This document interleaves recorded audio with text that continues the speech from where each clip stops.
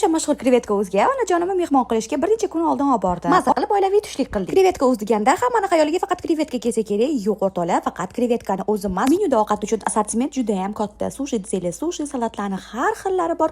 Xullas biz o'zimizga roli zakaz qildik. Men onajonim uchun baliq ham zakaz qilganman. Ketma-ket edi ko'rsataman. Albatta krevetkasiz o'tmaydi. Klarda qo'rilgan krevetka. Onajonim uchun borsh, biz esa tom yam ichdik. Tom yamga gap so'z bo'lishi mumkin emas. Monoprodukt to'la mazasi nomer 1. Va albatta Filadelfiya zakaz qildim. Filadelfiyani menga pishirib qilib berishdi. Tom yamni ichib sizlarga bu yerda degustatsiya qilib ko'rsatib beryapman. Har doimgidek zo'r.